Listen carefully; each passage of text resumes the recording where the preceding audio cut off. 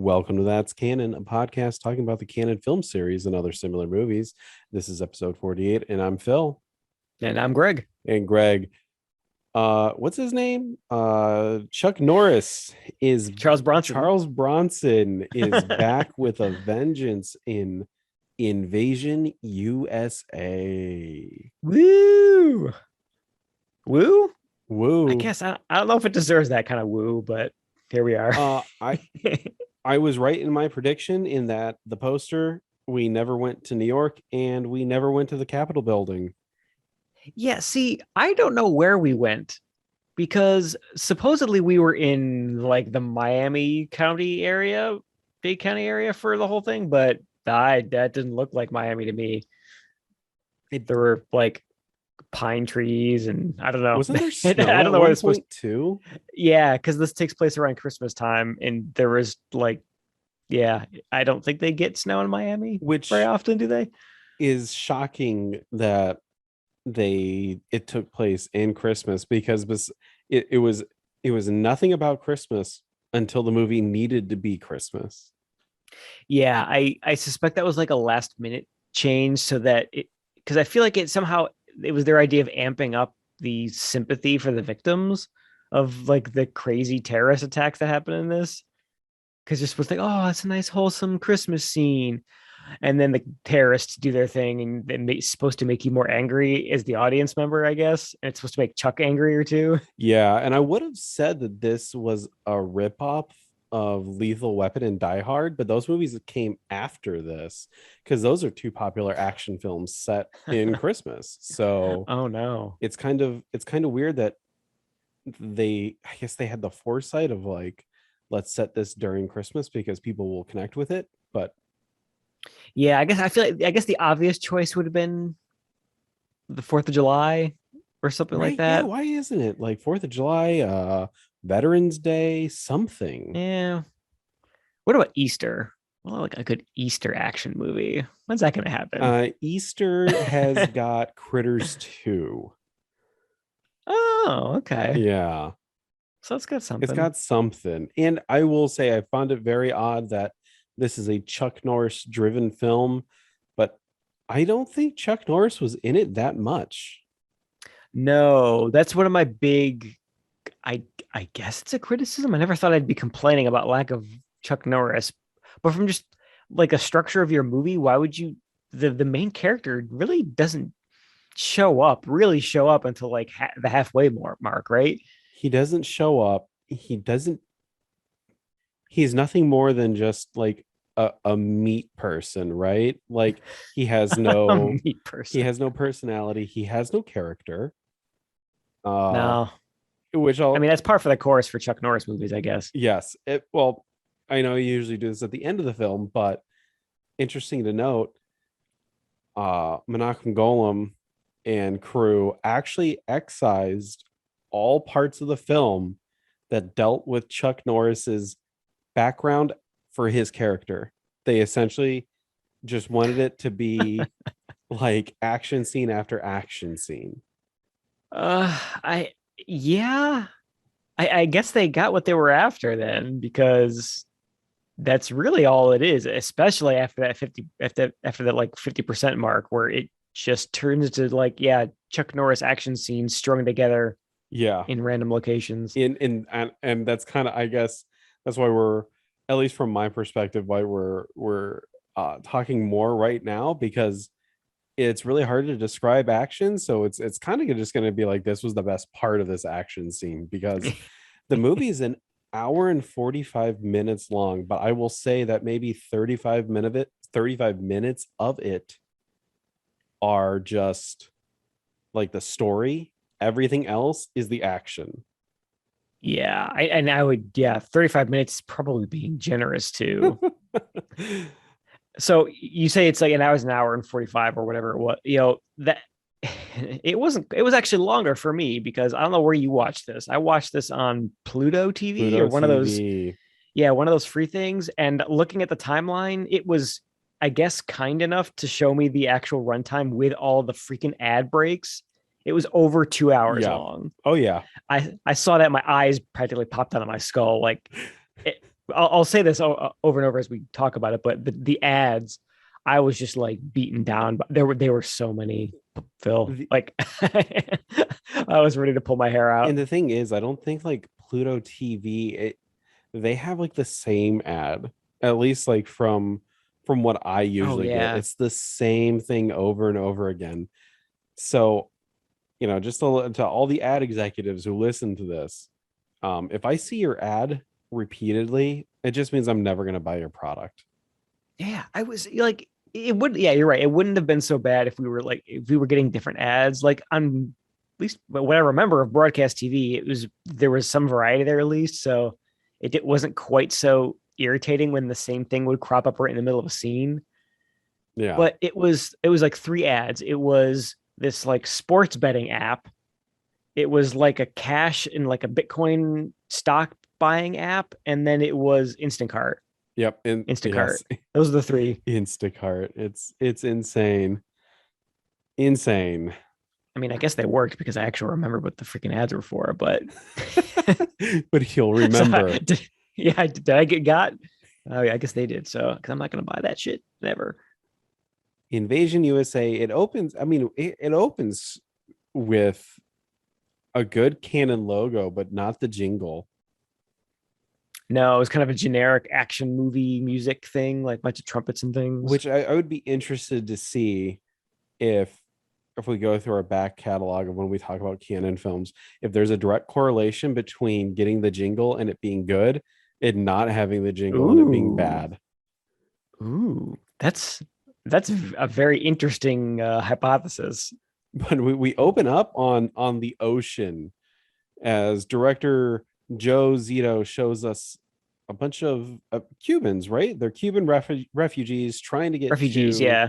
America, and they're trying to get to Florida specifically. And I know you used to live in Florida, but you said you've never been to the Keys, right?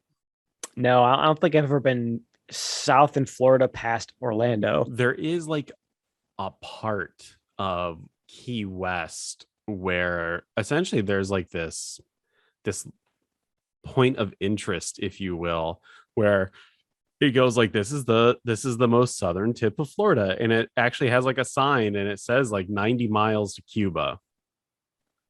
Interesting. Yeah.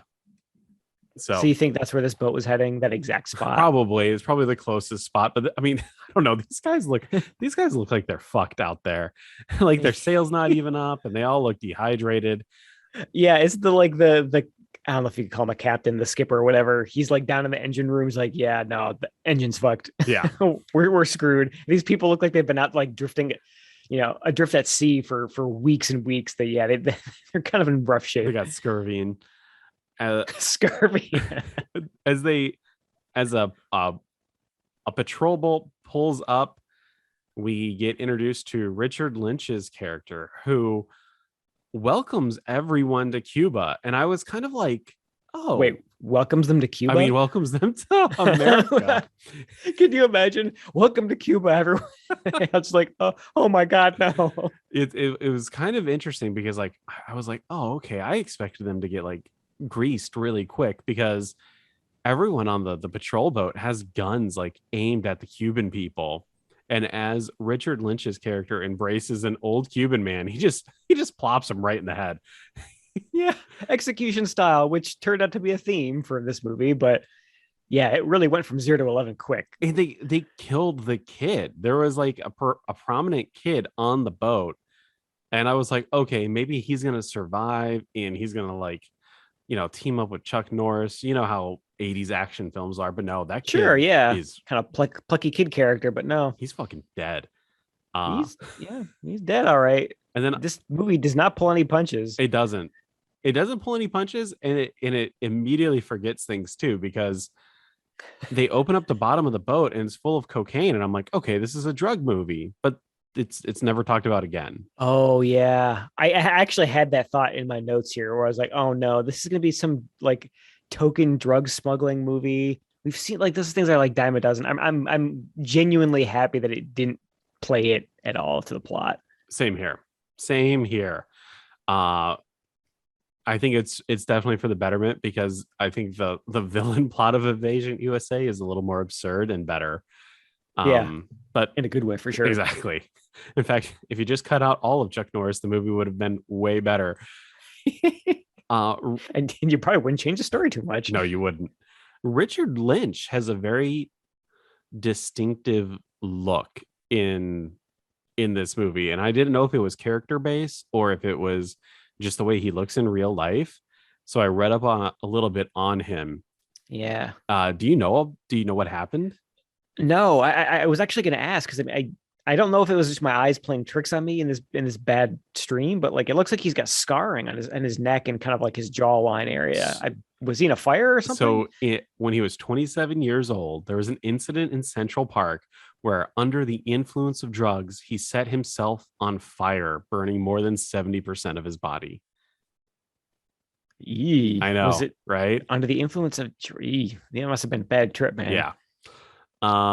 Then he cleaned up and he became an actor, which is, I guess that's really cool. Like, he was able to overcome his issues. He's actually been in an episode of Star Trek, The Next Generation, the episode The Gambit. Really? He's The Gambit. What is that one? Articus Barin. The Gambit is the 156th episode and 157th episode of Star Trek: The Next Generations. Let's see here. Riker, Troy, Crusher, and Worf investigate Picard's whereabouts in a musty bar. That's like, I feel like every episode. What season is this? It's like seasons 4 and 5. So it must be like cliffhanger for season 4 and then the beginning of season 5. Yeah, I'm sure if I were to Google a picture of his character, I would recognize it. But of course he's in a Star Trek. Sounds like, I think I got the gist of that, of his just look, that he'd probably do really well on like the character actor circuit. Yeah, because he has that distinctive look. I bet he plays a good bad guy or a good gangster or just unsavory people. definitely. So good for him. Then the movie starts, and we well, it has been started, but we see Chuck Norris on an airboat. He's just going over the Florida Everglades, just kind of mucking around, and it's just the world's most boring intro credits you could possibly ever imagine. Chuck Norris, Florida man. It must be like maybe airboats became really popular at that time, and they just like, oh, look how cool this is, because the airboats show up a couple times in this movie.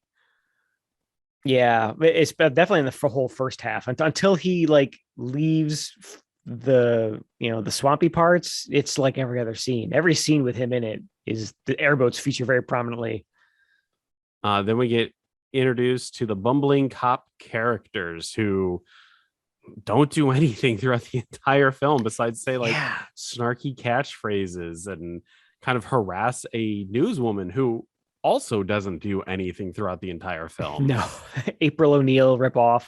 I was really kind of surprised that this character is unlike all the other news reporter characters that we ever see, in that like when the cops say don't go there, or like you can't go past that line, she literally doesn't do it.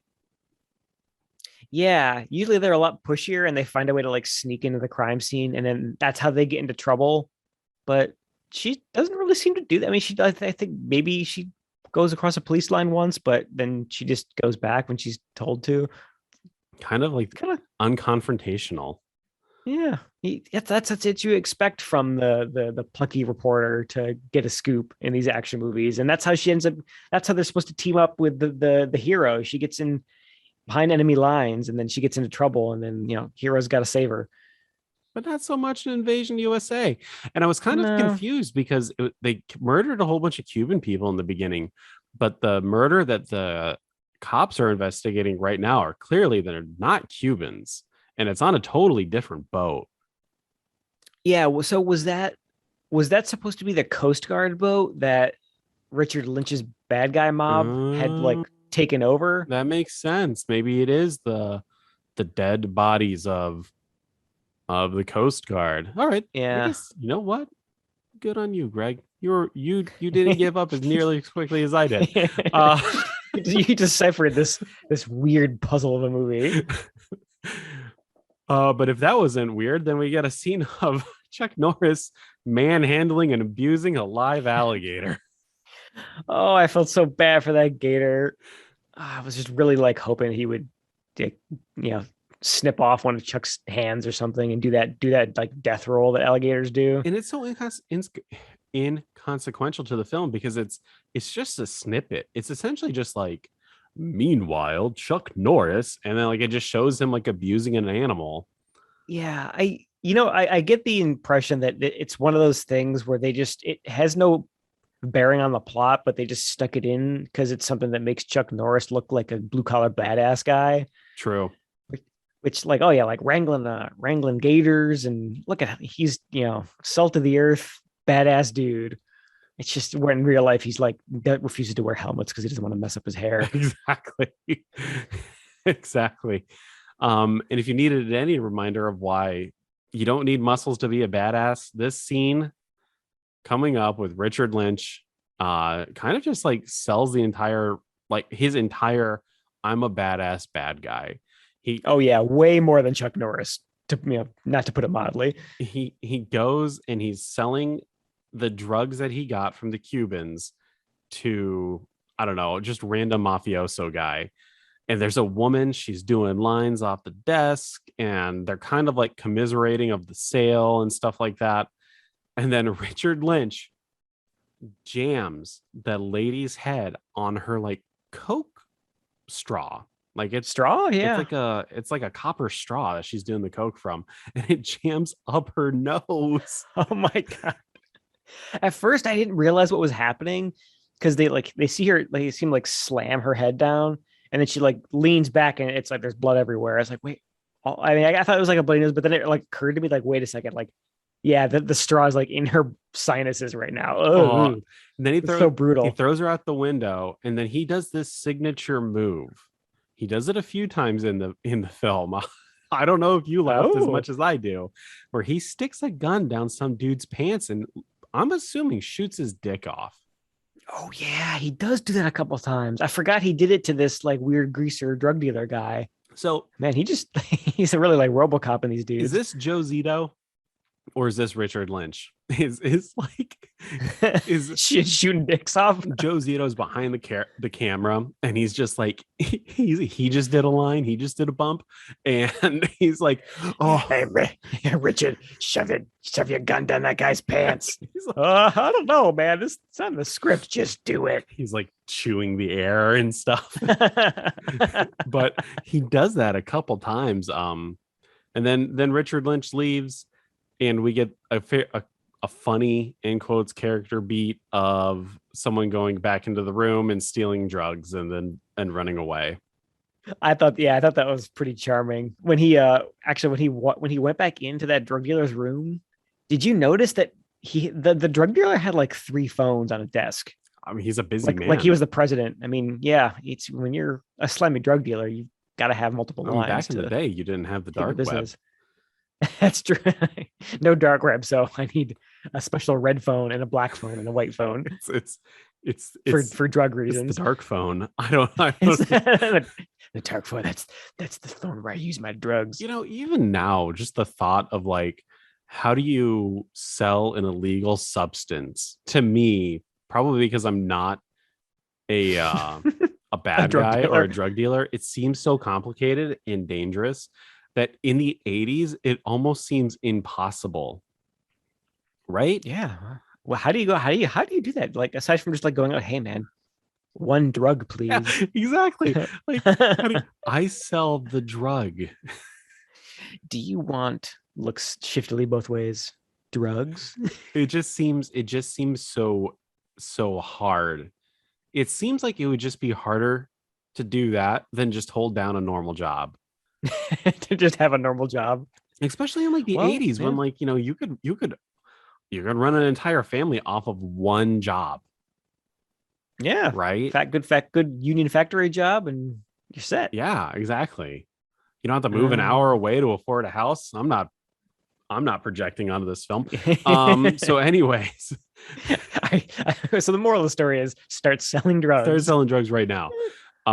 We cut back to Chuck Norris and some dude in a suit is rowboating up to his swamp side cabin. Uh it I guess he's kind of like the Colonel Troutman of the film, and that he spurs Chuck Norris into action. He like kind of he talks about Richard Lynch's evil character and the dangers that men do, right? He's like Hmm. essentially like pulling them in for one last job. Uh Yeah. it Classic, like, oh yeah, I'm out of the game, man. I'm not coming back. But Chuck, we need you. We need you for this last job. yeah. No one else can do it but you. I'm out. And I'm a real character because I have a pet armadillo. Isn't that quirky? Oh my god. Okay, is over. Conceptually dumb as it is, the armadillo is just It adorable. is adorable. Did you know that armadillos can give you leprosy? What? Yeah, armadillos carry leprosy. Oh no. Yeah, right. Isn't that kind of weird? They're like bats. They're cute to look at, but they just carry a lot of really scary diseases. The bacteria that causes leprosy, a chronic disease that can lead to disfigurement and nerve damage, is known to be transmitted to humans from nine-banded armadillos. Man. So Welcome to Florida. don't lick armadillos. Uh Meanwhile, Richard Ugh. Lynch is invading a party of some kind. It's like dignitaries. And he just so happens to find a bazooka. Bazookas are a dime a dozen in this film. They're literally Oh just yeah. littered on the street because, like, he goes next to a bush and there's just a fucking bazooka there. Oh, how convenient. Exactly. And then he just he's aiming, and then Chuck Norris shows out of nowhere. And at this point, Greg, I paused the movie and I rewound it a little bit because I was super confused. I Hmm. was like, did I miss something? Did I zone out for an hour? And Chuck Norris, No. yeah, no, it's all a dream. This is a better dream sequence than some of the Nightmare on Elm Street stuff because I was believing it. Oh yeah, because there's no kind of like what's that effect that they do when it's a dream where it's like the whole like the ripples go on the Yeah, screen. It kind of like blends into we don't get that. It's just like a normal scene transition after Richard Lynch is like, or is it after the guy tries to recruit Chuck Norris that we get this? it's Is it after the right after guy. that? It's yeah, after Yeah. he tries to recruit Chuck Norris. So I guess this dream is how Chuck Norris and Richard Lynch know each other. Yeah, they don't really like explain how. It just shows that Richard Lynch is legitimately terrified of Chuck Norris. Oh yeah, that he's having nightmares about him. Yikes. And Chuck Norris, he says like not this time, and he says like time to die or something, which is Chuck Norris's really shitty catchphrase in this movie. Like he says like not this time, or he has like these really bad literally one liners. Yeah, there you can definitely. So it's interesting because I'm not sure if you noticed in the opening credits, Chuck Norris has a credit, like a screenplay credit Oh, for this movie. Arfo. It's him and some other guy. Do you think he thought these one-liners were cool and forced them to put them in the movie? I now that you said that, he 100% punched up this script, going like, and there's one, and I already saw the year quote of the week, and it's a damn good quote, but there is one that I'm gonna put in to this one because Okay. when he said it, I almost shit myself. Almost. All I did shit myself. there, it was just like we're getting ahead of ourselves, but it was the worst line I've ever heard. Next to, do you know what happens to a frog in a thunderstorm? The same thing that happens to everything else. Like the line was just so fucking bad. It's yeah, and you're right. Like it's there's definitely a precedent. Starting with what you just described, is there's just so many bad one-liners that it it's just comes off confusing. Like one-liners, like it has to be like contextual to the situation. Like remember that one-liner in one of the Batman movies with Arnold Schwarzenegger? He's Mr. Freeze, and he's like cool off, and he's like it's like all the one-liners are related to like ice and freezing, and like That's why those are funny, is because they're based on the situation. These are just confusing and they come out of Yeah. nowhere. But yeah, it's got to be crap that Chuck Norris just thought sounded cool. He probably ad libbed it, and it's in his contract that you've got to leave all of his ad libs in the movie. It's barfo. Major barf. Richard Lynch's character wakes up from his nightmare and he's like, okay, we have to kill Chuck Norris. And his second in command is kind of more level-headed, and he's like, hey dude, if we go out and do this, like, we're gonna kind of show our hands immediately. But Richard Lynch is legit terrified And and obsessed. obsessed with him, despite us not Yeah. really knowing why. Maybe there's an Invasion USA prequel. Oh my God. Invasion USA 2, the The beginning. beginning. Oh God. um, so then we cut back to the Florida Everglades and we see a bunch of airboats just going towards Chuck Norris's cabin, and they blow the thing to fucking sky high. Oh yeah. I Luckily, we mean, see the armadillo survive. I was just gonna say, like, because they show the baby armadillo again, and it's like doing something cute with its food dish, and I think you even get like a shot of Chuck Norris smiling at it, which is like one of the only times we see him make any facial expression in this whole He movie. emotes. He He actually emoted. is just emotion. It's amazing. Leprosy. Um, I was so convinced that this cornball movie was gonna kill that baby armadillo just for like, it's gonna, that's gonna piss off Chuck Norris, and that's what's gonna make him get revenge. I'm so happy they saw the armadillo trot away from like the burning wreckage. You saw a Phew. armadillo. Walk Oh no. away. That was a different unrelated armadillo. Oh There's no. multiple armadilli in this film. Oh Um, no. and then yeah, Chuck Norris, he just drives his airboat away, and he kind of drives away into the distance. And then we cut to Richard Lynch, and he's just talking about how Americans have gotten soft and how they need to learn the errors of their way. And we cut to an amorous couple on the beach at night, making love. And the second in a Getting sand in their trousers. exactly, yeah. Oh, not erotic at all. The second in command walks up to him and just shoots him, and he's like kind of Yeah. smiling the entire time. And then he sits for a few beats and watches a portable TV, and it's kind of telling jokes. It's like, and then my underwear. It's like a talk show or something. It's weird. It just occurred to me that we see portable TVs a lot in this movie also. It is weird, isn't it? Like on the beach, and there's another spot where they're in like a restaurant or something, and then I think we see one at a bar later.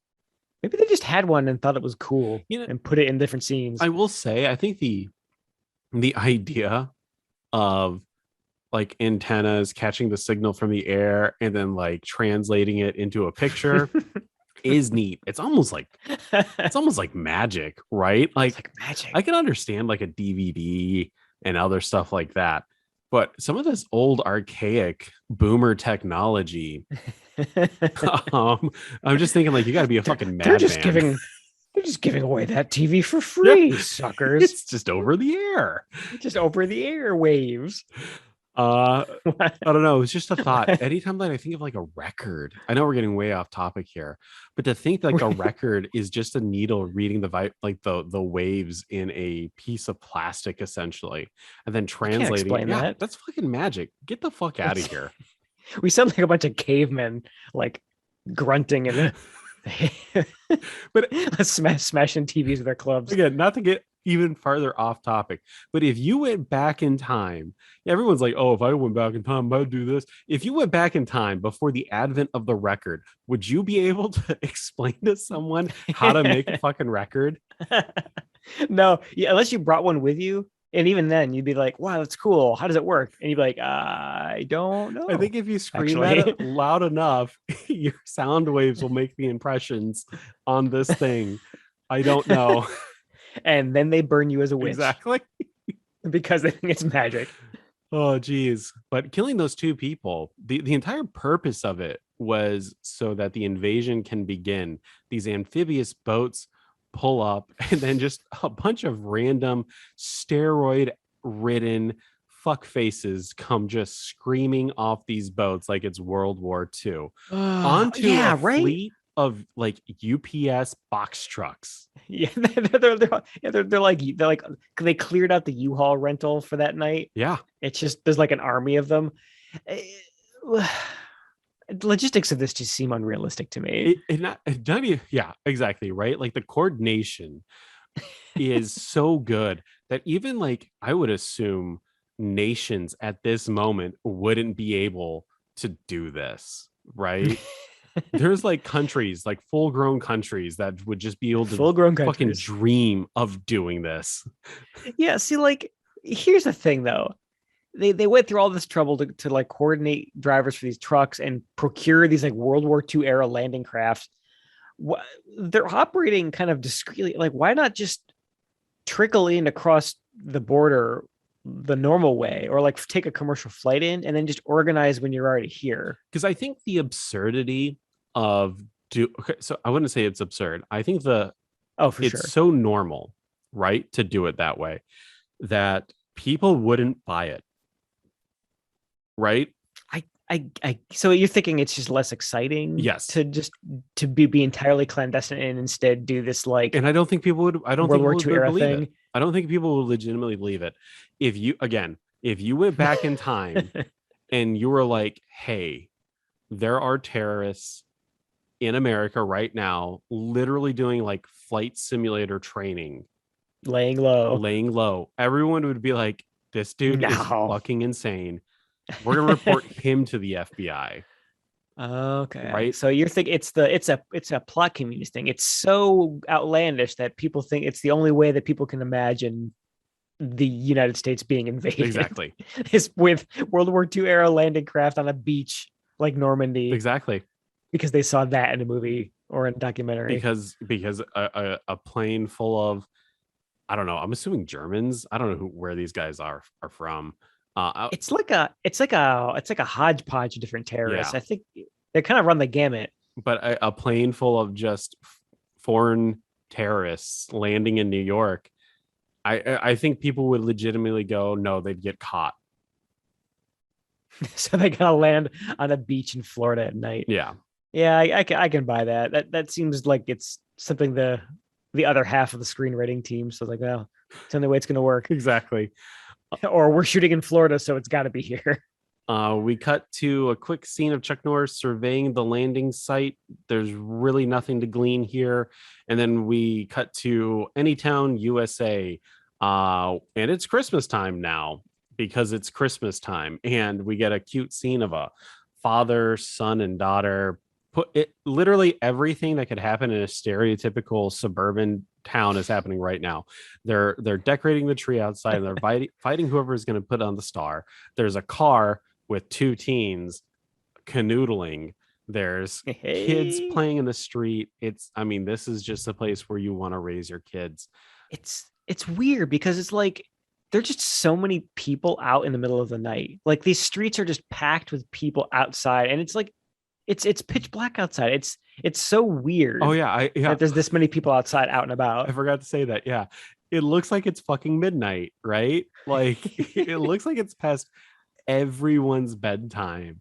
Yeah, I mean, and like the mom from the family, she's like, dinner's ready. It's like, what time is it? You're eating dinner at like 11 Yeah. p.m. Mom, it's too late. You're not supposed to eat past 7, can't sleep on a full stomach like that.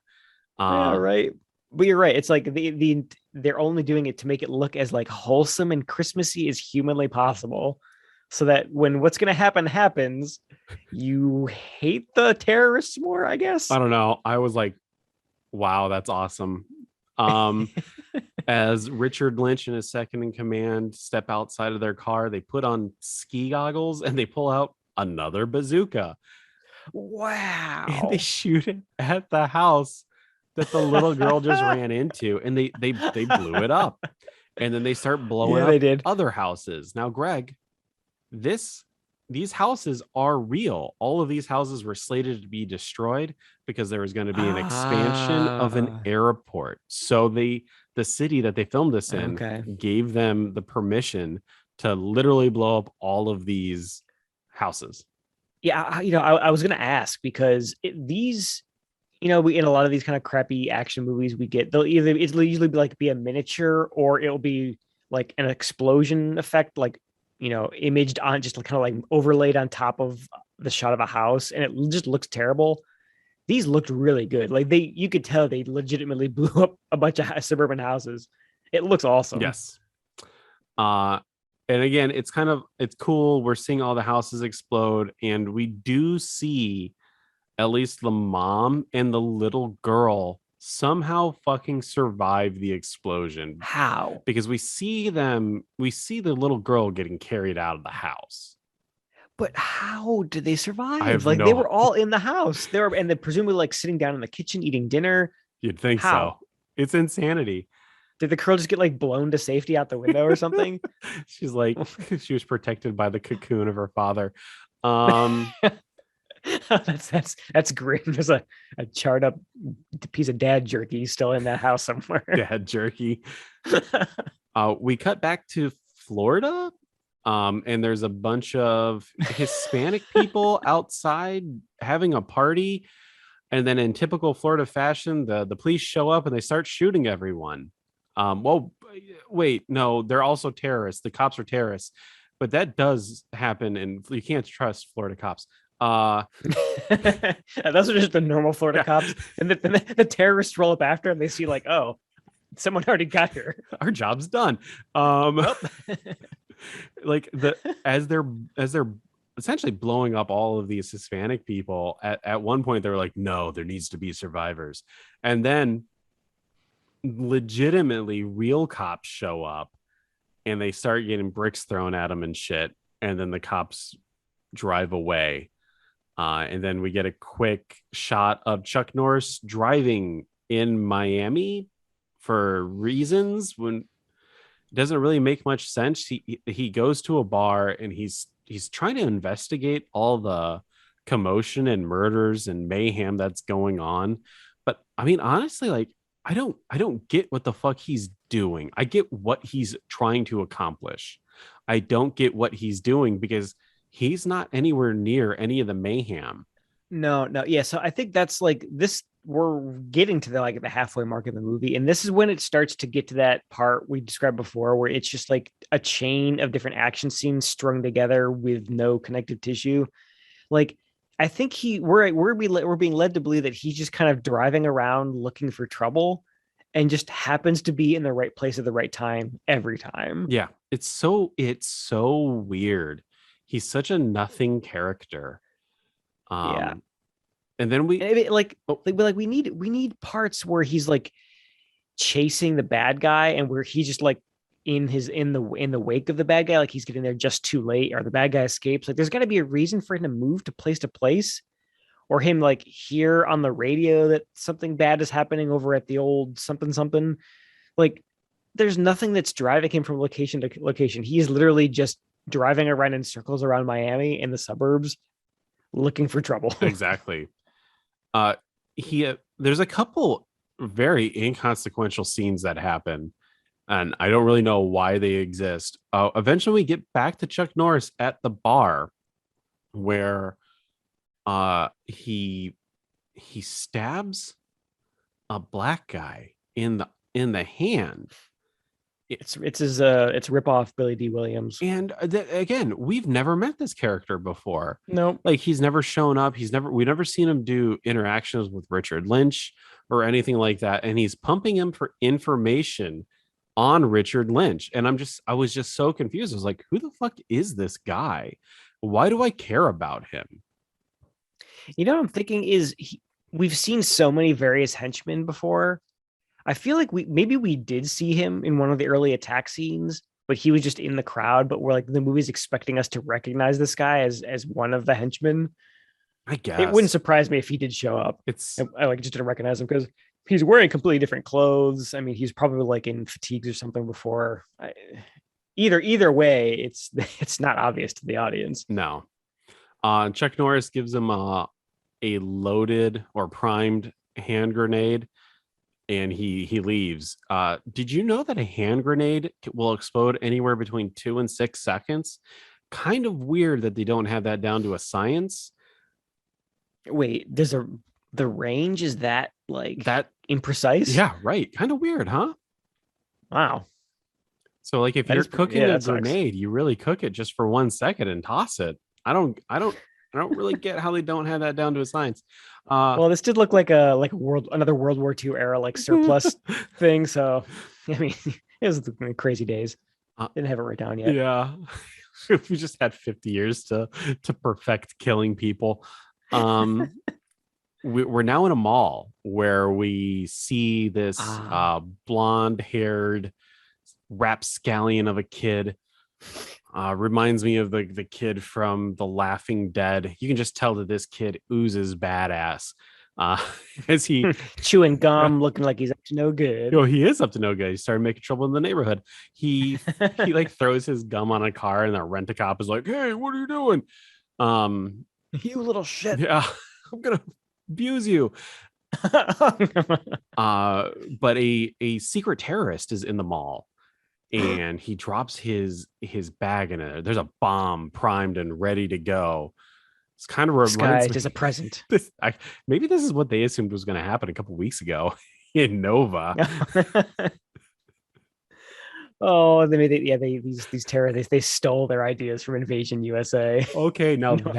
that's the fucking movie. That's the movie right there where it's like it's the 21 Jump Street comedy of terrorists. Because I mean, okay, look, not to downplay terrorists, but I think there's been a long enough time to where we can make a really good comedy where we follow bumbling terrorists. And what they do, how they get their ideas is from bad 80s movies. And they're always, Old action yeah. And movies. they're always like, oh, well, this didn't work. I'm not going to do an accent because I don't want to offend anyone. Uh, you know, to don't want to paint terrorists as any one region of the world. Yeah. But yeah, they constantly watch 80s bad 80s action films, and they're just they see this one and they're like, that's a great fucking idea, a bomb in a bag. And they're just like, it never works out for them. Genius. It would either be that or like they somehow like Mr. Magoo their way into like being successful somehow. Yes. Like things that shouldn't work or are too crazy to work somehow actually work. You have like two teams. One always does the outlandish thing and it works, and one does like the more conventional thing and it doesn't. And it doesn't work. They could be called like the yeah, they're like the B squad of the terrorist team. You have like the A squad is like they're like really good at their jobs until they come up to the moment where we see them in the movie, and then all of a sudden they're shitty. And then the B squad, the lovable rapscallions, led by Will Ferrell, um, they just constantly win. So there you go. If you That guys, reminds me of like Beverly Hills Ninja, yeah, where Chris Farley is like the bumbling idiot. He's being followed around by Robin Shaw, and he's always the one who gets in trouble. look, we're either gonna Uh, get a call from a movie studio soon for this idea, or put on a FBI watch list. Either or. Um, hey, no risk, no reward, Phil. exactly. Uh, the terrorist, as he drops his bag, a good Samaritan is like, "Hey, sir, you dropped your bag. You dropped your bag." And the terrorist starts running, to the point to where Oh my they god, shoot the guy. They shoot him because he's attempting to return the bag with the bomb in it. the bomb bag. Yeah, yeah. My hat's off to this guy. Like, if I saw someone in the mall drop their bag and walk off with it, I don't. I don't think I would try nearly as hard to get it back to them. This guy is like, sir, and he's like running and he's like hurtling over clerks and like spinning around and like dodging people and sprinting at full speed down this mall aisle to get to this bag. Like, I would probably try to yell once or twice and then I'd be like, oh, okay, whatever, and I'd be on my way. Yeah, it would have been like, "Hey, yo." And then if they didn't immediately turn around, I would have probably muttered like "fuck you," and then just left. Just left. Yeah. Props to this guy for being just, A+ good Samaritan. And well, we see where it got him. And then for some reason, Chuck Norris shows up and he starts Oh, killing terrorists like he's the main again. character in this movie. Uh, he just Golly. he shows out of nowhere. It's almost like the fucking bat signal got shown into the sky, and like Chuck Norris is like, I know where to go. Um, What would the Chuck Norris bat signal look it would like? just be a beard, Like a disembodied a beard. disembodied beard that when you look at it, you go, "Wow, he looks bored." Uh, What is that in the sky? Is that like a it's like a lamb chop or something? What the hell is that? it's a really bored beard, Greg. It's the beard signal. It's the beard signal. And not only is Chuck Norris there, but so is the reporter. And we, For some for reason. some reason, and then we get into a car chase where the reporter keeps calling Chuck Norris cowboy. Right? Is it cowboy that she keeps saying? I It's like fuck, I don't it's like remember. cowboy or some kind of Beefsteak. beefsteak. Yeah. Just kind of like this term of like, like you're a macho man. And she's like, whoa there, cowboy. Whoa there, beefsteak. Whoa there, beefsteak. Slow that roll. And the chase is just kind of like boring. It is obviously shot in a empty parking lot. Yeah, like a warehouse parking lot or something. I will say the stunt that they had, it was like a stunt woman. She was hanging off the side. I guess she was like a bystander, and they took her hostage. Yeah. So like the guy driving the truck is like holding her to the truck as like a human shield. That was kind of an impressive stunt because they were going pretty fast with this lady hanging out the side of the car. Oh yeah. That was somewhat impressive. I will give them props for the stunt. Like Mhm. any kind of high speed car chase stunt is always awesome. Oh yeah, I mean Um, it's no Action USA where Exactly. stunt people are hanging out of It's helicopters. not a legitimately good movie with good stunts like Action USA. This is a bad movie that has stunts in it. Remember Action Oh USA? my god, that movie Uh, that movie makes this thing look like I mean, this movie is already not that great, but Action USA makes this thing look like total dog shit. total dog shit. Good times. Eventually, Chuck Norris rams the terrorists off the road and they blow up. And then we cut to Richard Lynch, who has who is he? Dime store Billy D. Williams against the wall, and Yeah, he's like, "You talk to Chuck Norris. What did you say to him?" And he's he kind of gives up the I didn't say information. anything. And then Richard Lynch shoots him in the dick a couple times. That's not a joke. He literally does the same move. He Yeah, shoots him in the dick. same thing. Gun in the pants. Bam, bam, bam. I Brutal. honestly like I don't know, it's cool, but when I think of it like in the terms of real life, do you think that the pain would be so much that you would just pass out, or like would like your brain protect you? Um, I feel like that's one of those situations where it would hurt like hell, and he would probably bleed out pretty quick, though. And then as you bleed out, you would lose like feeling and you would kind of just pass Yeah, out. he would kind of pass out. Yeah, it would be pretty terrible way to go, though. I Like he wouldn't just keel over instantly like he does in the movie. Yeah. I've kind of thought of about, I don't know why. I've kind of thought about stuff like that recently. Like when you watch a movie or just in real life, when someone gets shot, obviously it hurts, but Mhm. your brain does such a good job of protecting yourself sometimes from reality. Uh Oh, I think so. You see, like if you were in this, if you were Dollar Store or Billy Williams and you were getting your dick shot off, you'd think that you like the adrenaline would be so high that he like wouldn't even feel it. essentially, Greg, yeah, that's what I'm asking. Is like if someone shot my dick off tomorrow, do you think I would be in a lot of pain or in excruciating pain? Just the idea you walking into an emergency room, like, oh, nurse, I had an accident. I have no idea Oh how my this god. happened.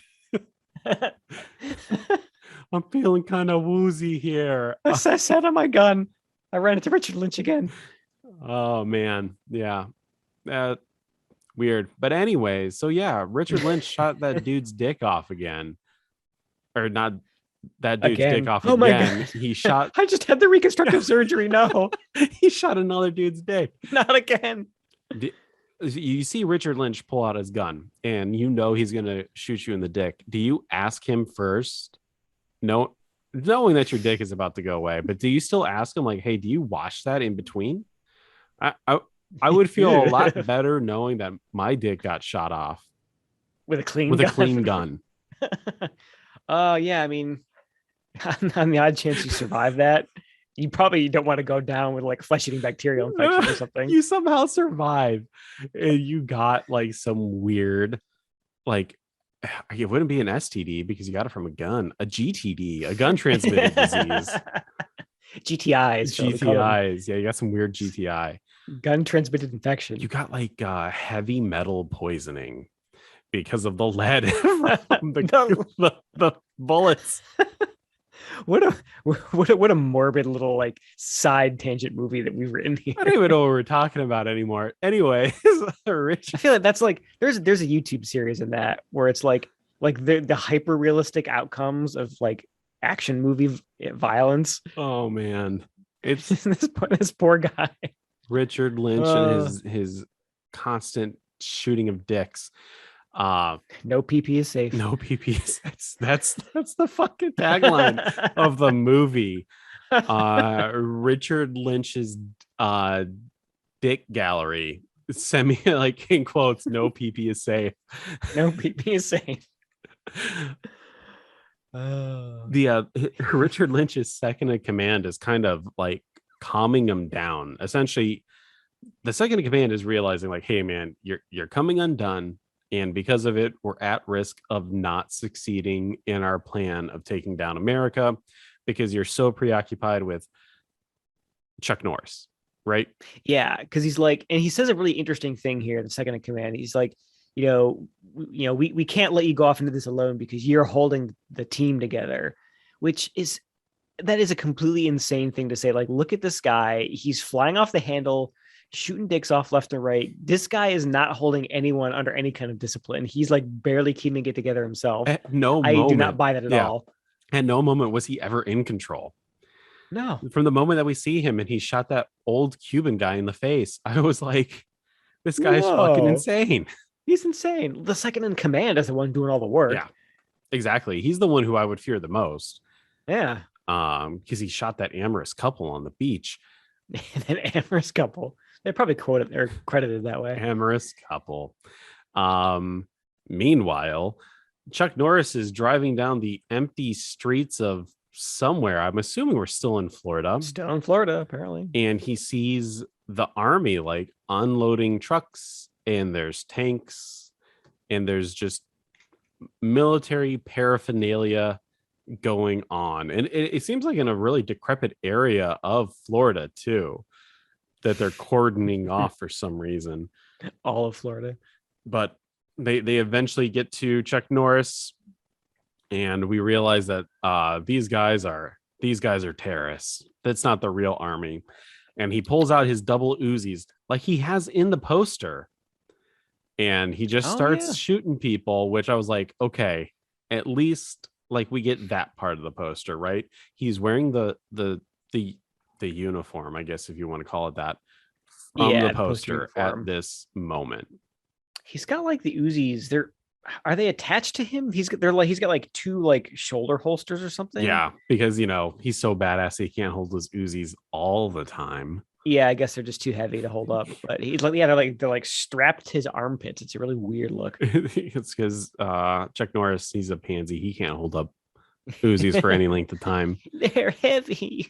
And then we cut to church. There's people in a church. Oh, uh-oh. You see a wholesome church in a Chuck Norris movie, you know it's a target.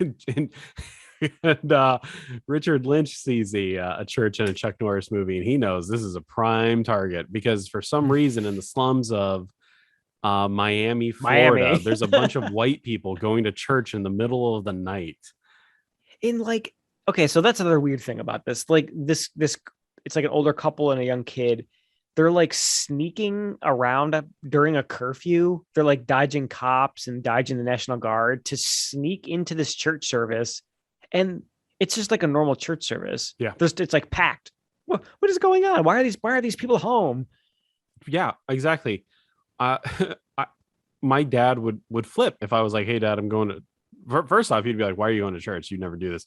And then he would be like, there's literally a terrorist invasion going on right now. Why are you going to church? It's like a critical national emergency. Yeah. Go home. But Richard Lynch is determined he's going to blow this motherfucker up. And they plant the bomb, and they do like the twisty thing of the trigger, and there's no explosion. Nothing happens. And then we see Chuck Norris. He throws the bomb down at him, and he says something like, "Bomb doesn't work, huh?" He's like, "It'll work now." And then he just touches two wires together, and it blows up. But Richard Lynch doesn't die, despite the fact that that bomb was supposed to blow up an entire building. And Richard Lynch just somehow like rolls his way to safety somehow. It's because he rolled away from. He just rolled away. I will say that it was a cool, badass moment, but the fact that the bomb was supposed to blow up an entire building and it only effectively blew up two people, kind of. Yeah, that's the thing. He's like, the way that it happens, he's like up on the roof above where these guys are like hanging out with the bomb plunger or whatever it is. He's not that far away from them. Yeah. I feel like he would at least get his eyebrows singed off or something. Have like blowing this giant bomb underneath him. His face would have turned red because of the extreme heat. He got like an Instatan or something like that. Oh my! How funny it would have been if like he has like one of those like, you know, when like a bomb goes off in a cartoon and the character like their face is all black and their hair is like blown backwards. Sign me up. That would have been funny, but no, that would be too self-deprecating for Chuck Norris. He's got to look immaculate and badass at all times. But after the bomb explosion, I think this one hits a little too close to home. It's a grocery store, and they're saying that they're out of supplies. And boy, oh boy, does 2020 Phil know all about that. They're out of toilet paper and steak and cucumbers. Oh my God, we got a riot. Exactly. It was out of a movie of absurdity. This actually does hit home in that, like, we do understand going to the grocery store and like they're just not being stuff. Yeah, they don't like it. This mob is whipped up into a frenzy mighty quick when they hear that there's no fresh produce. Just like real life. Just like real life. It's so weird. So weird. Cue YouTube videos of people being trampled in the toilet paper aisle. I remember seeing people like dancing coming out of Wegmans because they got fucking toilet paper and stuff. Remember when there was like the gas shortage around here? Oh, yeah. And there were idiots filling up garbage bags with gasoline. It was insane. I had an employee and he messaged me and he was like, I don't think I'm going to be able to come to work today because I just don't have gas. And me going like, I can't make you come to work if you legitimately don't have gas. Like, I can't do anything. What a time to be alive. Yeah. And then I that's when I started panicking, but then it was like resolved in like 2 days and then we didn't really have to worry about it. Funny how that thing happens. That's the scene that this movie needed is like people, you know, panic buying gasoline and filling up garbage bags, and then Richard Lynch shows up with another rocket launcher and blows up the gas station. You know, it's kind of weird because people are freaking out about Christmas now with the supply chain and stuff like that too. They're like, oh my God, we're not gonna have like Christmas is going to be canceled. The Furbies, there's gonna be no Furbies left, or whatever the hell. What is a hot toy now? I don't know. You know what? Probably not Furbies. I don't know either because we don't have cable, so my kid doesn't see commercials. I know we buy Nerf guns and stuff like that, but well, no Nerf guns for Miami in this year for Christmas. Yeah. Chuck Norris is he's doing his best though. Chuck Norris is blowing up as many people as possible to get you Nerf guns this year. What a saint. But yeah, everyone is getting pissed because they can't buy meat. And then in comes Chuck Norris, and he there's like terrorists the terrorists are slowly encroaching on the people who are trying to buy supplies from the grocery store. Yeah. And Chuck Norris shows up and he just starts running them over and shooting them with his Uzis. Pretty neat. But again, I mean, kind of like, okay, who gives a shit? It's samey. Yeah. It's like we've seen this action scene before. Yeah. No, 100%. I agree with you. It's just kind of like, okay, cool. Like you ran someone over. I get it. Let's just keep going. Let's just keep this. Yeah. Let's keep this movie going. the action fatigue is definitely setting in, which I feel like I remember having this same feeling in some of the other ones we've watched, the missing in action movies, where all the action felt very samey, and it's just a lot of guys cutting back and forth between people shooting guns at each other until the bad guys fall down. Till they sort of fall down. Just kind of die. Yeah, I will say the one interesting thing about this scene, because I think this is where we see the second in command, the bad guy. He like takes. Oh yeah, the reporter's here too for some reason. I guess she's covering the grocery store. And She's she such like a takes her. non-fucking character at this moment. The fact that we still Yeah, bring her up, she doesn't is do is a anything. miracle. Yeah. Honestly, I barely even recognized her until like she had a speaking line, and then I realized, oh, that's got to be that must be the reporter. But like the second in command like takes her hostage, and he's using her as like a human shield. The only interesting thing in this whole scene is there's like a giant butterfly that flies in between the camera and the actors, and I was like, that's how lame this scene was. I was watching the butterfly fly around the screen Like butterflies in the instead of sky. watching the action. I could fly twice as high. Take a look. It's in a book.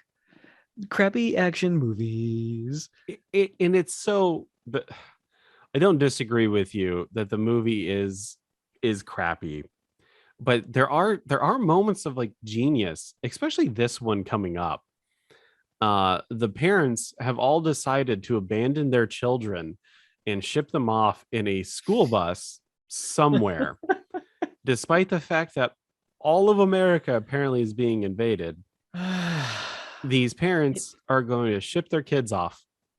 And as the bus is going, somehow the terrorists know that that bus is full prime of children, Precious children. precious, delicate children, just ripe for murder. Why are they shipping their kids away? I don't know. I don't fucking get it. Like, okay, here's a great idea, guys.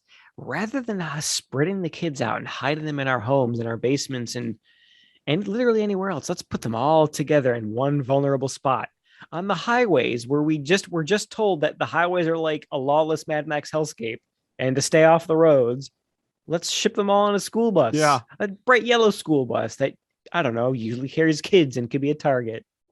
And that's exactly what they What? do. And the terrorists attach a magnet bomb to it. Magnet bomb. And the passage of time is not one for one. Because at one point Chuck Norris had like 30 seconds to get to the bomb, but then there was 80 seconds. But Chuck Norris, Did the time really go up? yeah, the time goes up. And the time like no. pauses too. It's just it's total absurdity. Chuck Norris, he reaches out of his Jeep, he grabs the bomb, in which now he has like 20 seconds to get the bomb from his Jeep to the terrorists, which more than 20 seconds pass. And then as he gets up to the terrorists, he's like, hey, did you forget this? And throws it at their car. And when you see it on the car, it's at like 20 seconds. Back up to 80 seconds. And then I kid you not, I'm gonna send you this screen grab here. Oh boy. When he attaches the bomb to the car and he says the one-liner and he starts to drive away, we get a quick flash of the car, right? Right. And yeah. it careens and it stops and it says, Yeah, like yes, kids. it says 007 on it. No, it Yes. doesn't. And then the bomb immediately blows up. You actually get a wow, that's an impressive little Easter egg. Now I got to give credit to the movie. They actually put 007 on there. It says 007. So there's 7 seconds left. So either this bomb is like dyslexic or something, because it says 7 and then it just blows up. It's probably the bomb knows like what's happening in the action scene. It knows like, okay, now is the right time to explode. Got it. And okay, so we get done with that action beat, and then we go to like a decrepit, burned down carnival. And again, I thought like, man, I must have fallen asleep. I missed an entire action Yeah, scene. it's weird too, right? Like that. I feel like the explosion of a car isn't even finished occurring before we cut away to this like burnt out carnival. But yeah, like was there an action scene where they attacked a carnival full of families and It's kids got that there. we just There missed? has to be, because there's like rubble and burnt stuff all Yeah, around this area. he like stares at a carousel that's all like destroyed, and you think he's gonna shed a tear, but you realize that Chuck Norris is a mannequin on with two guns. Exactly. He's not capable of that level of emotion. And then the creepy guy from the beginning of the movie who pulled Kurt Russell, who that's an We could insult. be only so lucky. That pulls Chuck Norris into the shit shows up, and that's when they concoct a plan that they don't tell us, the audience, No, but what it is. rest assured, Chuck Norris had time to type it up in between blowing up the car on the highway and coming to this burnt out carnival, because he hands skeevy agent guy like a multi-page battle plan to just read. Yes. And this is where so I actually found the quote, and it's not as bad as I thought it is. So I'll read you what the quote is, and then I'll tell you what I thought the quote was. Okay. So Chuck Norris is talking to the guy. He's handing over the plan, and he's like, Hunter. But by the way, we never even said this. Chuck Norris's name in the movie is called Hunter. Ugh, it is, and I hate it. Hunter, this is suicidal. No. I can't do this. The agency will never go for it. Do you realize what kind of cooperation this will take? Think of the risks. And then Chuck Norris goes, think of the stakes. So Stakes. in my, I guess, sleep deprived mind, because I fucking woke up at 4 o'clock this morning because of daylight savings time. God damn it, daylight savings. I thought Chuck Norris said, pick up sticks. And I'm like, what? Are you losing your mind? So I thought the line That's not even close. Yeah, exactly. I thought the line went, do you realize what the cooperation will take? Think of the risks. And I legitimately thought it said pick up sticks. Oh, I mean, I guess he's at a carnival. He's thinking about kids. That's what I was and he's thinking of like the nursery rhyme. What is pick up sticks? That's part of some nursery rhyme, right? Yeah, it's like, yeah, it's part of a 1, 2, buckle my shoe. 3, 4, shut the door. 5, 6, pick up sticks. Pick up sticks. Yes. So that's pick up sticks. It's still a shitty line, but it's less shitty than I thought it was. All right, here, keep an eye out. That's Canon fans. You're gonna find a YouTube video on our channel soon of Phil dubbing over this part of the movie with "pick up sticks." Pick up sticks. It's the director's cut. And this is things in movies like this, not the really bad line, but the plan that the audience doesn't see. I have a hard time going for it because it's mystery for mystery's sake. See, like, yeah, I agree. I mean, I think I would agree with you more if the plan was really like cockamamie and overly involved. If it was Mission Impossible style. Yeah, right. Like involving a multi-step plan with lots of things going right when they could go very wrong. What was the plan here? I think I'm imagining like he typed out this battle plan. It's like multiple pages, but when you like look down at the page, it just says one thing: show up with lots of army guys, show up with more army guys than the bad guys. It's an 8-page plan, one letter on each page that spells out "arrest me." Right? Like, I mean, I get that they're trying to lay a trap, but it's really not that complicated. What was he typing up on all those pages?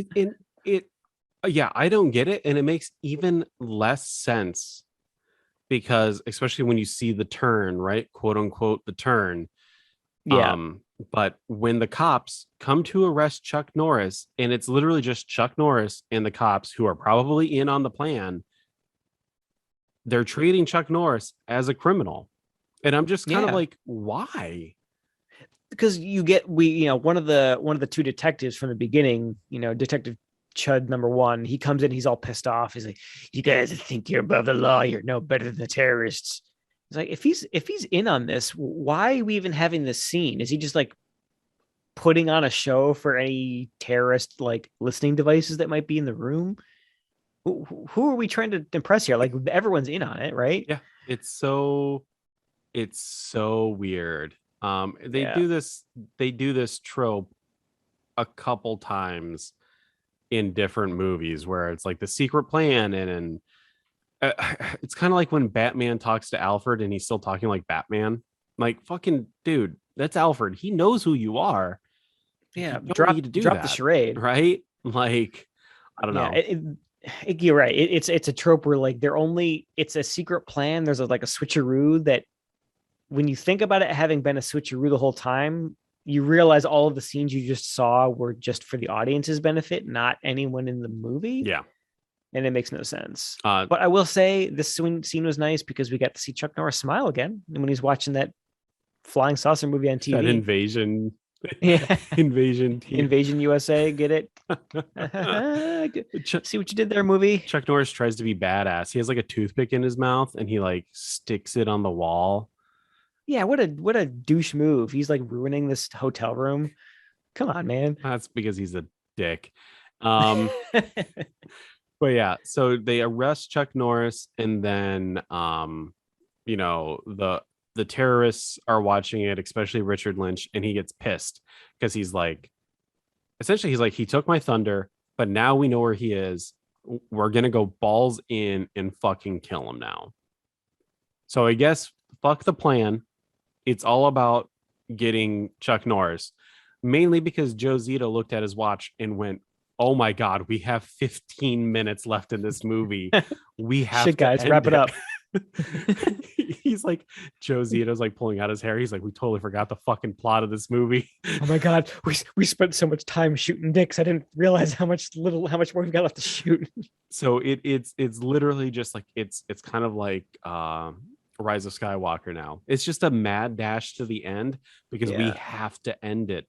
And the turn for Richard Lynch happens pretty quick too. Like, he gets inside of the building where Chuck Norris is, and he's almost immediately like, this is a fucking setup.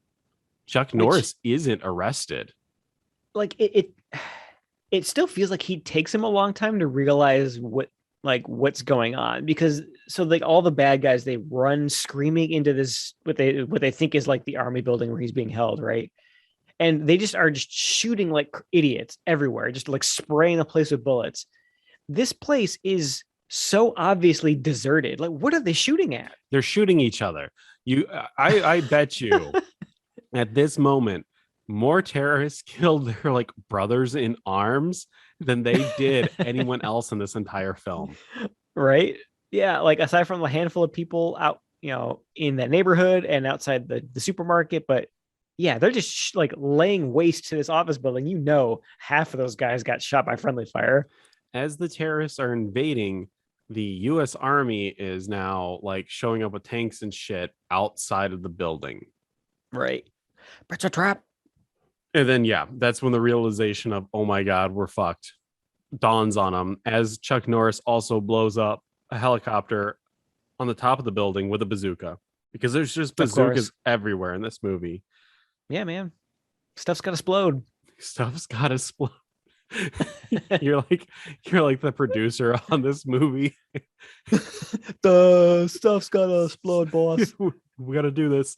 I was kind of shocked at the end here because there obviously you see a lot of terrorists, but when it comes to fighting them, Chuck Norris only dispatches maybe like 15.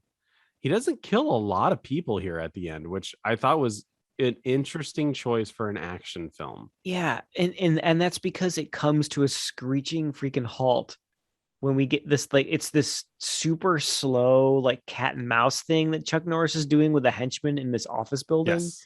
So he kills one like every 5 minutes. It takes forever. And then yeah, it comes down to the Richard Lynch, Chuck Norris cat and mouse game, which like at first I kind of appreciated for what it is. It's kind of an interesting setting because office buildings, like traditional office buildings, have a lot of interconnected hallways and offices. So Yeah, lots of corners and dark offices and things like that, it, closets. it could be cool, but these guys just stay to the fucking hallway. They never capitalize on using the No. rooms. And you can clearly tell like this is not even a set, it's just a warehouse that they put up really bad walls in. Some like cart paper mache walls.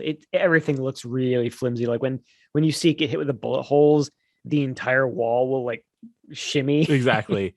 And if you look at the ceiling, like the lights, it's kind of like it's kind of like the ones that are like in a trench, right? And they just go straight down the ceiling. And like Yeah. usually a wall ceiling will hit the ceiling of the building, but they never meet. There's a clear like 2 foot gap between them. Yeah. Which is clearly it's like a like really cheap drop ceiling, and it's way too high. Also, you could tell it was probably like a cheap TV set Yeah. that they bought and could blow up because it's the ceilings are super high, so they could get lights in there. I'm not saying that I'm more interested in the scenery as opposed to what's happening in the scene, but But we kind of are.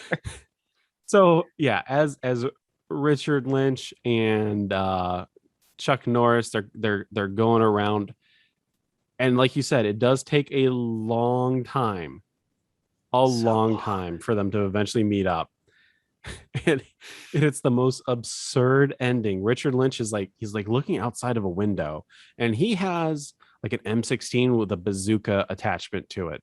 Yeah, like an underbarrel like grenade launcher or something. And then you as Chuck Norris comes up behind him, you hear the sound of his bazooka expanding, hardening. Oh, he like He's like it's becoming unflaccid, his bazooka.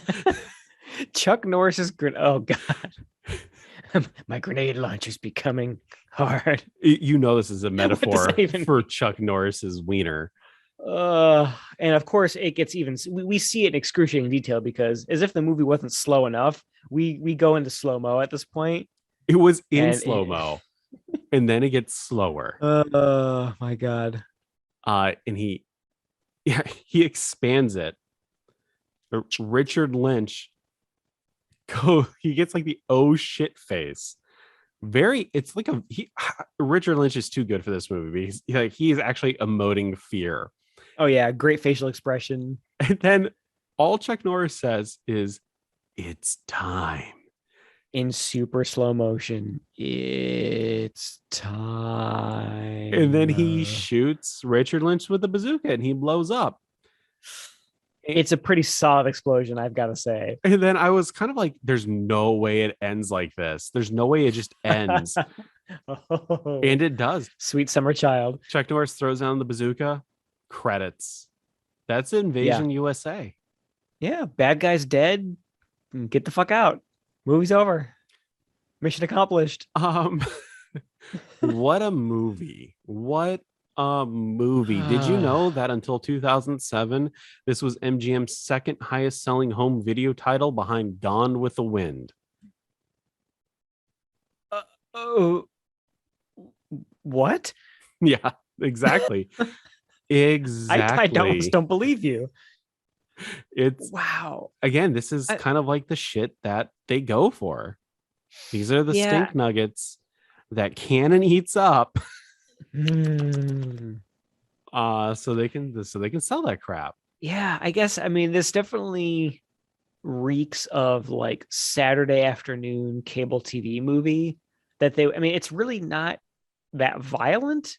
Some of the kills are kind of like they're very execution style. They're kind of like shocking in that way, but there's not a lot of gore in this movie. Nope. There's a couple flashes of nudity in one of the bar scenes, but it's pretty tame otherwise.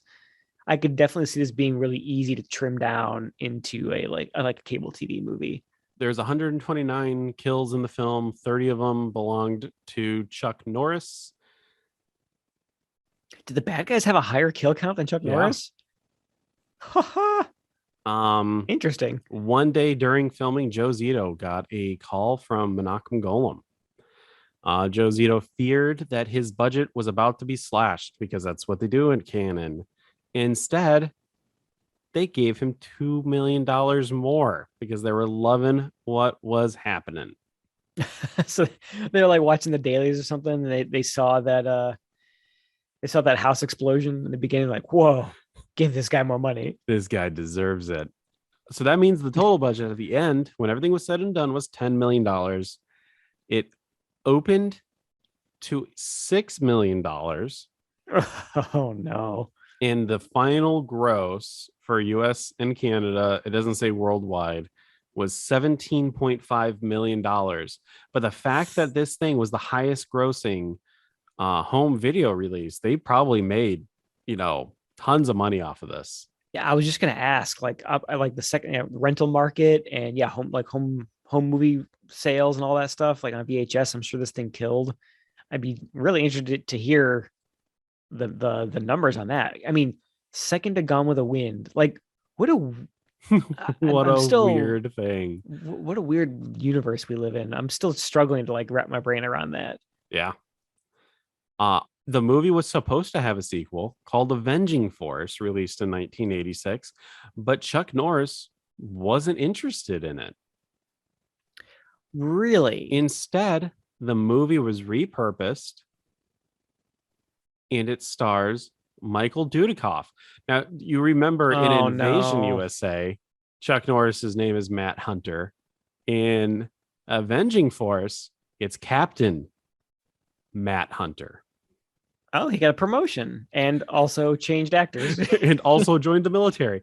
And Steve James is in the sequel. And don't worry, the sequel, the quote unquote sequel. We will get to it. It is a canon film. After American Ninja, right? That was Michael Dudikoff. Yeah. Oh my God. Michael Dudikoff. We're just changing one horrible mannequin actor for another, a slightly younger one. Yeah. What was your? We kind of talked about my fucked up quote of the week that wasn't real. Quote asterisk of the week. What was yours? So so we talked a lot about how like just the absolutely absurd flat one-liners that he's got. There was one that got me legitimately laughing out loud. It was when he goes to go see Dollar Store Billy D. Williams in the I think it's like a whorehouse or something, isn't it? Yeah. He's there with a prostitute and he barges in and like stabs him in the hand. He's like trying to pump him for information. And at one point when he's interrogating Billy D. Williams, this other guy, like the bartender, barges in and he's like, "Whoa, what's going on here?" And Chuck Norris like kicks him in the face and then points at him and he says, "Man, if you don't get out of here, I'm going to hit you with so many rights, you're going to be begging for a left."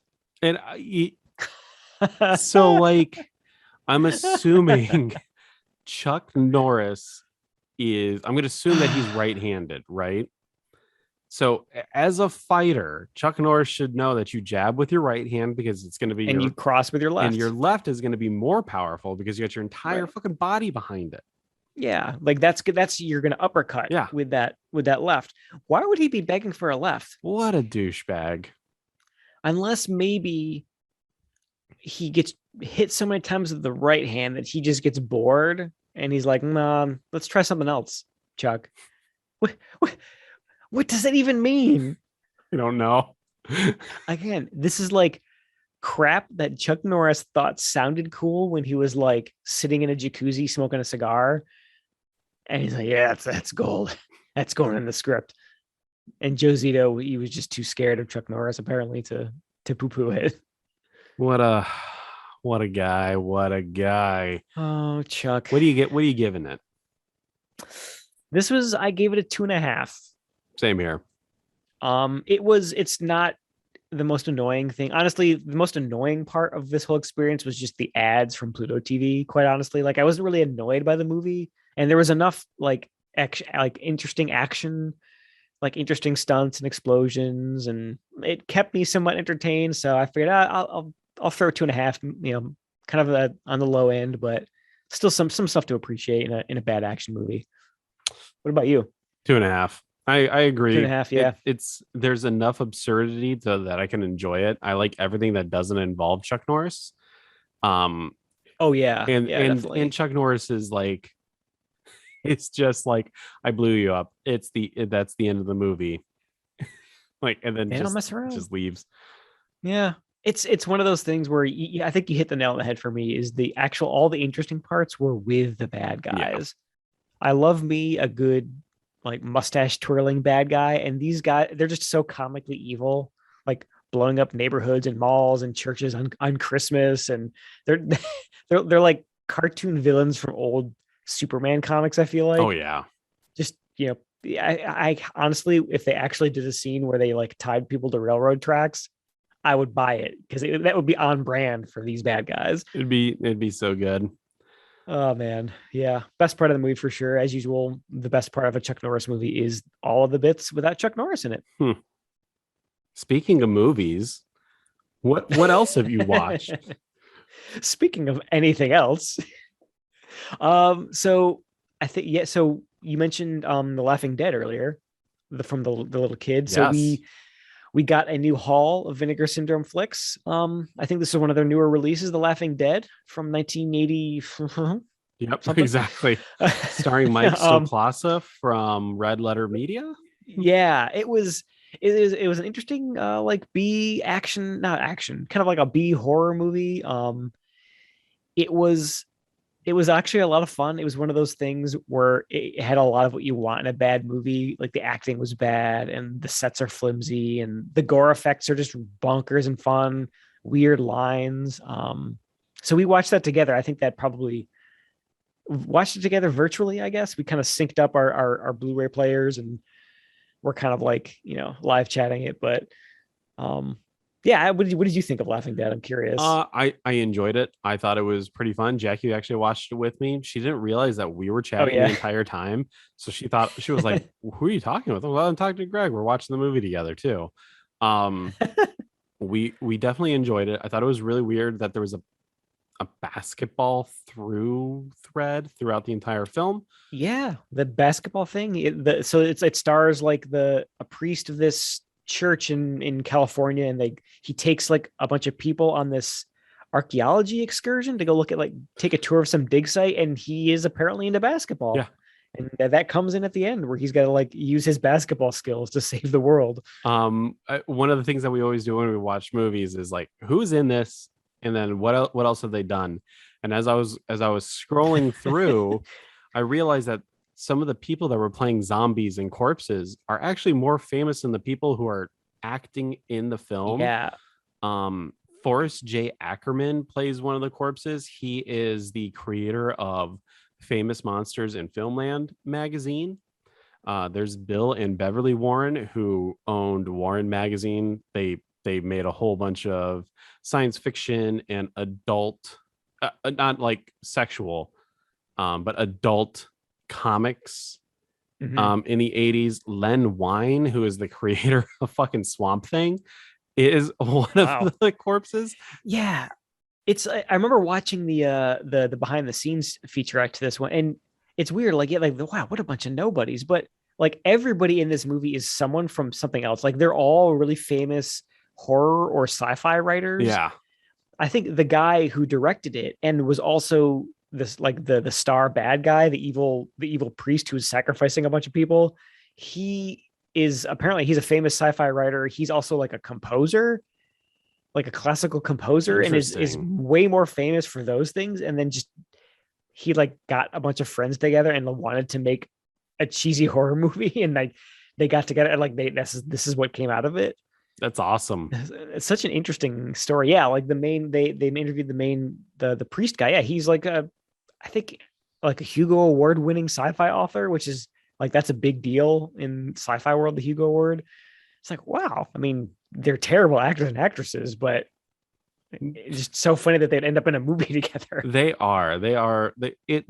bad in an endearing way though. They Oh don't yeah, try to do more than what they are possibly capable of. yeah. But I will say the gore effects in this one were top Top notch. notch. There's that like it's a little slow up to the halfway mark, but when things start like when shit hits the fan, it gets weird and awesome fast. There's that one part in the hotel lobby where the priest, he's like possessed. He comes in and he grabs the hotel clerk over the counter and just like punches through her head Yes. in like one clean blow, and then just like jello falls out the back. It's awesome. It is. It is very cool. Uh, It is if you are a Vinegar Syndrome fan, get it. It's yeah, worth your time. definitely one of the better releases, one of the more watchable ones, I'd say. Yes. I also I rewatched Godzilla versus Kong Wait. on my 4K Blu-ray. Okay, the new one. The new one, sorry, You're yes, not to be also well, confused. you're one of the few people that I think would actually would watch the original one too. So Yeah. Yes, I should specify. Yeah, this is the new one. It came out in April. We had originally went to go see it at the Alamo Drive-In that they did, which I mean that was a lot of fun, but it's not it was like a really windy that day, and the screen was like temporary, so it was kind of like flopping around a little bit, and the screen is kind of washed out because people don't know how to behave at a drive-in, and they were like flashing their headlights occasionally. So it wasn't the best movie. It was, yeah, it wasn't the best experience then. So I forgot. I'll give it a watch. I've got a sore spot or a soft spot for these like newer Godzilla movies. They're just a lot of fun. So, and it definitely didn't disappoint. And it looked great on the 4K Blu-ray. I think it's probably my favorite of all of the three, or I guess four if you count Kong Skull Island. But yeah, just good kaiju action. Looks great. Sounds great. A lot of people were annoyed by some of the like the kid characters and that conspiracy theory guy that they hung out with. I thought that they were funny. Just kind of a fun popcorn it's movie. been a while since I've seen it. So I'll only say this about Millie Bobby Brown and her character group. Posse. They didn't annoy me. It was just the fact that like if they weren't in the film, you also wouldn't have lost anything in the movie. Yeah, I mean they definitely suffer from like humans in a Godzilla movie syndrome Yes. where they really don't have much to do I think it's except react. backlash from Godzilla King of the Monsters. Oh, where they actually, I mean, I guess that little like summoning device Yeah. in that one, the MacGuffin, that where they actually had some agency in that. I think they're I would be willing to bet that there's a director's cut, and I don't really care to go through the whole Snyder cut thing again because we saw what happened with that and it still fucking sucked. No, I'm pretty sure that there's a cut where she does a lot more in this movie and they got rid of it. because it didn't focus test well. Yeah. Yeah, I could buy that, but I mean, again, these are popcorn movies, and they're definitely a cut above, at least in my opinion, some of the other ones like the Transformers movies and stuff like that. I think I like these ones better than Oh, definitely. Pacific Rim. The movie's badass. I love it.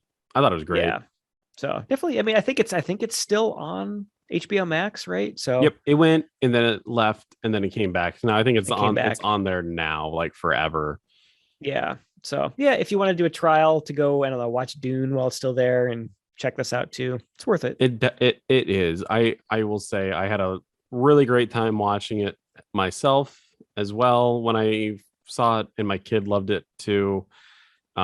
It's got everything. It's bizarre, it's funny, and it has really good action in it too. Good action. Yep. Looks pretty slick. So what else have you been watching, Phil? I watched another Vinegar Syndrome movie. Of course you because did. I got the subscription, so I get tons of vinegar. I watched Ticks starring Seth Green. That's the ginger guy, right? Yeah. The guy from Austin Yep. Powers. Okay. Yeah. I don't know why I was kind of blanking on his name. Seth Green. Also starring Alfonso Ribeiro, as we all know, is Carlton from I didn't forget his name, from Fresh Prince. Everyone cue that memory of him doing that dance. It was good. It was fun. It was gross. It was disgusting. It didn't really it didn't really like drag at any one moment. But again, like what I was telling you, it suffers from some of the loose language of the 90s where they say F words, but not fuck. The other one, Yep. yeah, So it happens. I get it. It was a different time. We move on. It's just shocking because you don't hear it in movies anymore. So it's definitely yeah. weird when you hear it in movies. There was definitely a period of time when we were all collectively desensitized to it, Yes. and we are now resensitized. I mean, we've had this experience with some of the canon movies where like the casual racism and homophobia just crops up, Yeah. and it's like, ugh. Exactly. I, I think they even said something racist, and I looked at Jackie and I was like, "What?" And I was just like, "Oh yeah, it's the '90s. Okay, like that just happens in the '90s." Yeah, just kind of a weird product of its time. But no, it's fun. It's definitely the creatures are good, and yeah, I mean it's Good gory good effects. gory effects, and it's got Clint Howard and Ah, yes, the illustrious. Rance Howard, who is Clint Howard's Who? dad. So also Ron Howard's Yeah, dad? they are the Howards is like, what do you call it when like your family is like all famous? It's like a Dynasty? dynasty. The Howards are a dynasty. Rance Howard is a Wow. writer director. Ron Howard, writer director actor. Same with Clint Howard, and now there's Bryce Dallas Howard, writer director actor. Right. Rance sounds like a made up name. It does, doesn't it? Probably because I mean, he's super old as fuck, or at least he was. So it's probably just maybe like Rance was like the name back in The the 20s. He was born in 1928. 1906. Okay. What's your dad's name? Rance. Yeah, Rance. Right. And he just kind of stuck with it. It could be like they just like misspelled the name. They maybe the dad got a little sloshed.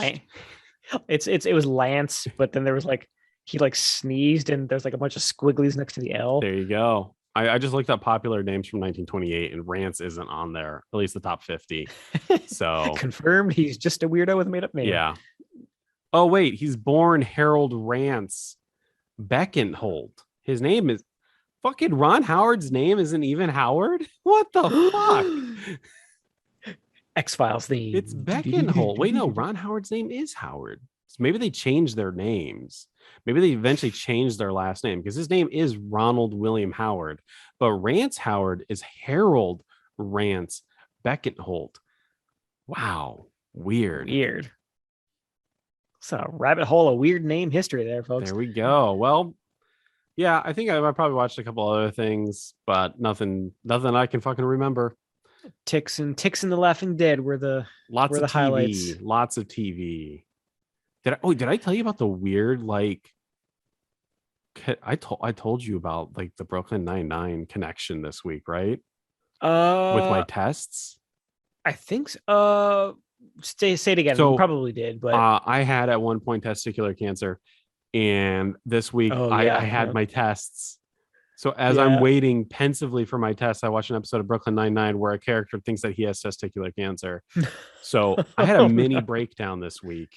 Oh no. Yeah.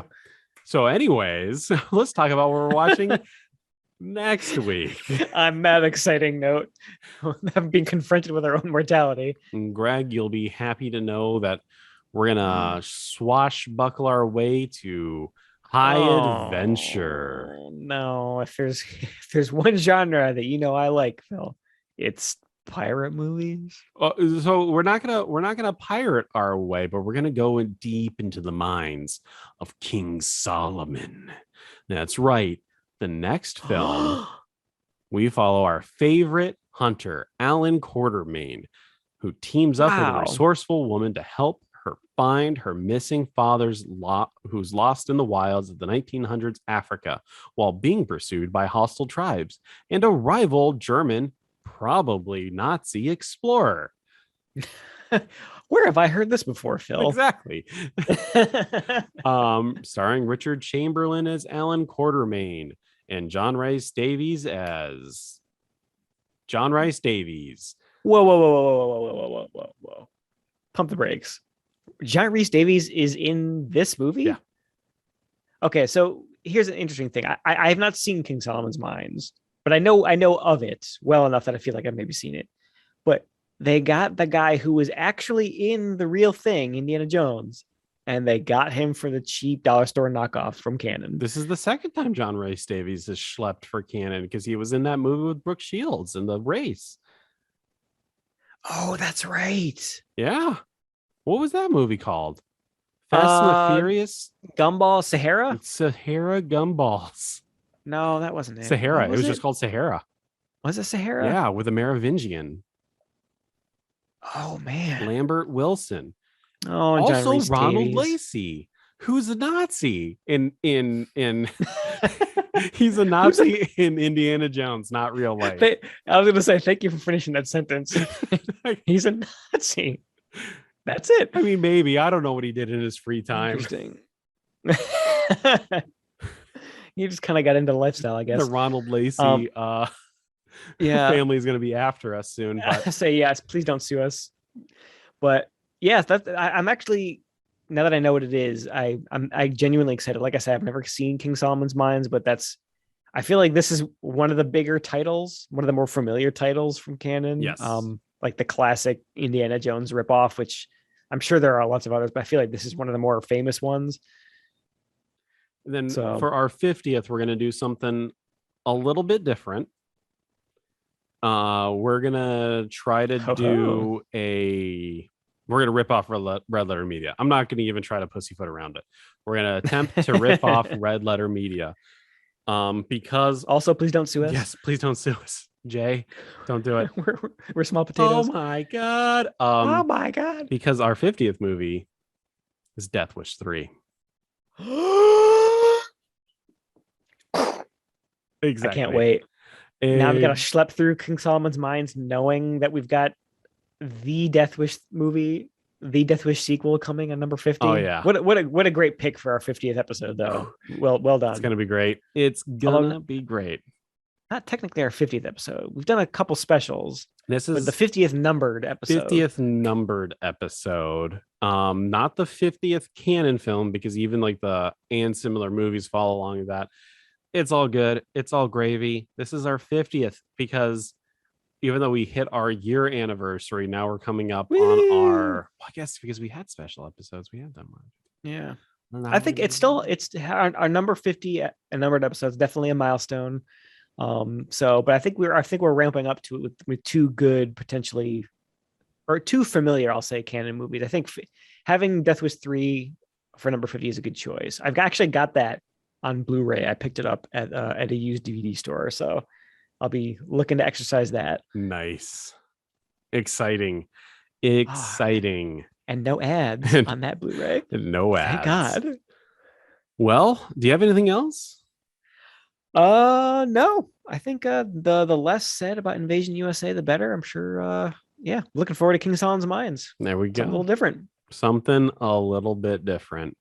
Well, if you like what you're hearing, please go ahead and subscribe to the podcast.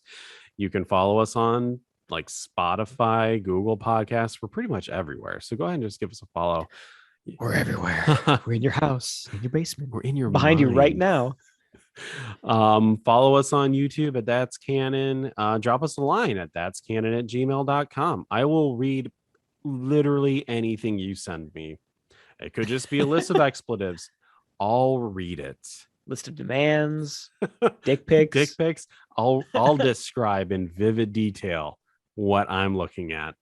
And then we'll send him to Richard Lynch because he's going to shoot you. He's going to shoot your dick off. Oh, he's going to shoot your dick off so good. That was a little Always Sunny right there. So good. We're gonna pack our butts so good. We're derailing again. What a weird send off this is. And remember, since we said it, that's canon.